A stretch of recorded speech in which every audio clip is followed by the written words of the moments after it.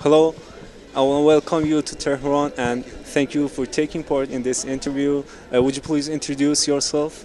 My name is E. Michael Jones. I'm the editor of Culture Wars magazine. And we're coming here for Hollywoodism conference. Yes, I spoke at the Hollywoodism conference this morning. I'll be here all week at the conference. Do you think Zionism have the main role in Hollywood? Well, let's back up a little bit. There were two revolutionary Jewish ideologies in Russia during the 19th century. One was Zionism and one was communism.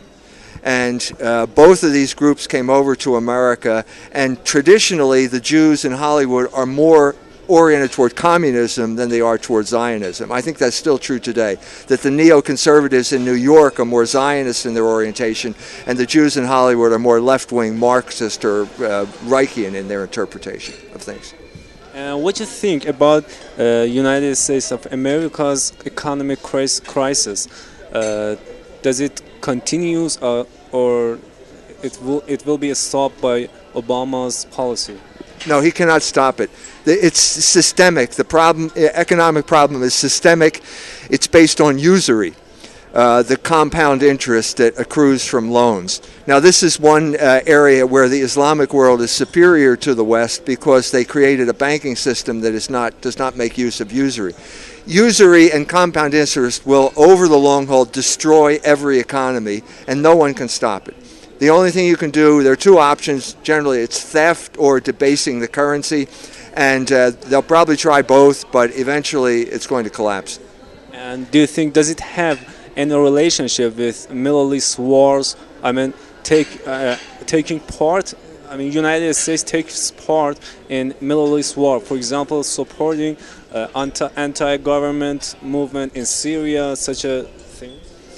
The involvement in the Middle East was largely the result of neoconservative Jewish influence on our foreign policy, and in many ways it contradicted our oil interests.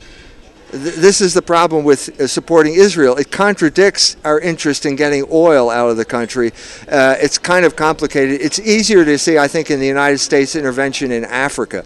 The AFRICOM intervention in all these African countries is for mineral resources. They're trying to take the mineral resources for the United States and block the Chinese from having access to them.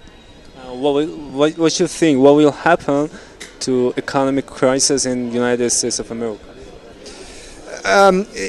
We have a debt that is unrepayable. They will try, short-term solution will be to debase the currency. In other words, to inflate the currency so that you have more dollars, but that will just ruin the economy. So there are no solutions to this problem. There are no solutions over the long haul. What do you think? Why the U.S. government does not take the secession petition of states seriously? Why they don't reply seriously to these state secession petitions? I didn't understand this. The state secession petitions. You mean, why don't the states secede in the United States? Have you heard of the Civil War? That's what happened when they tried to secede. They were all destroyed. Why the government, U.S. government, does not take seriously about the secede? They don't reply it. For example, in Texas, they have signed 120,000 signs. Because they saw what happened to the South when they seceded. It will mean civil war, and they will be destroyed. They will be destroyed militarily. It's not an option. It's not a serious option. For the government? No, it's not a serious option. That ended with the Civil War.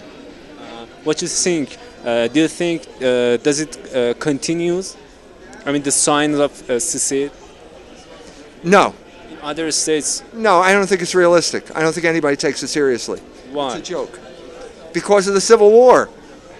That set a precedent. You cannot secede from the United States. It's forever. You're never going to get out again. Everybody knows that now. So it's not serious. Thank you very much for taking part.